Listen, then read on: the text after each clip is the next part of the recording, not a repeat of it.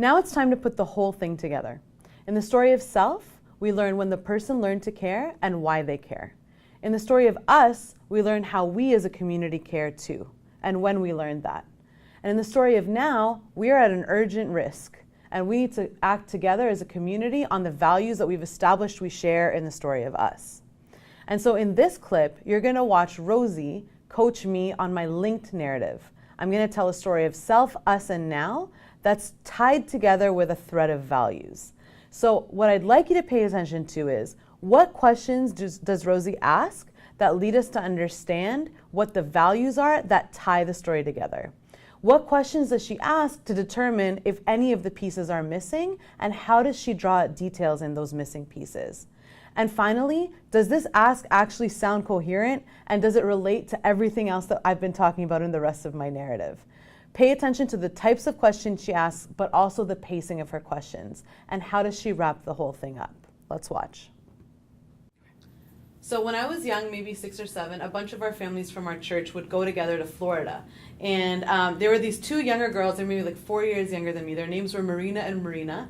And every day I would take them out into the beach and I'd just start like spelling out words in the sand. And I'd be like, Marina, what does this word say? Marina, what does this word say? And I felt such a joy from seeing younger girls look at me as someone who's a role model and someone who's teaching them something. And that's the earliest I can remember really wanting to be a teacher. And it was a week before me having that dream come true. I was about to go to teacher's college, that I was driving down the street and all of a sudden blackness. And I wake up and I'm in the back of an ambulance. I feel hot blood dripping down my face. And I just hear my dad screaming outside the ambulance, "She's my daughter, let me in." And I black out again. The next thing I remember, I'm being wheeled down the corridor of a hospital, the bright fluorescent lights above me, and this guy named Bailey, who was a paramedic, he had curly brown hair, and he said, "Sarah, I'm Bailey, you're gonna be okay." To this day, I don't know if he was an angel or an actual paramedic, but he really gave me some courage in that moment. Next thing, I black out, wake up, and there's the 4 faces of my family. My dad cracking jokes, my brother cracking jokes, my sister wiping the blood off my face, and my mom holding my hand. And it's because of them that I got through that night, and I made it. And a couple days later, I'm sitting on the bed with my sister, and I have a choice to make. Am I going to go to teacher's college, or am I going to succumb to the fear that I had from that experience and stay at home? And she starts asking me questions like, well, why do you even want to go to teacher's college? Why do you want to become a teacher? Asking me questions that I like knew in my heart I really wanted to be there. I really wanted to go no matter how hard it was. And she got the keys, she popped us in a car, and she drove me 2 hours away to university, and I started my teacher's college degree. And if it weren't for her sitting beside me on that bed, that never would have happened. And all of us understand the value of asking questions to get through tough situations. And I think about my students back home who don't have someone like my sister to sit with them, someone like you to sit with them and ask questions to help them come to their own conclusions. And what I would really like us to do is to come together. We're amazing, talented people, and my students need amazing, talented people to ask them questions to make sure that they're living into their true purpose versus being pushed into directions that they may not necessarily want to go into. And so what I'm asking you all to do is to commit with me, to join me with one student that you will commit to mentoring for the rest of this year, to ask them the questions the same way my sister asked me, so that we can make the future a little bit brighter for one student at a time. Will you join me? Yes. Yes. Awesome. Let's give Sarah some snaps. 3 seconds to go. Yeah.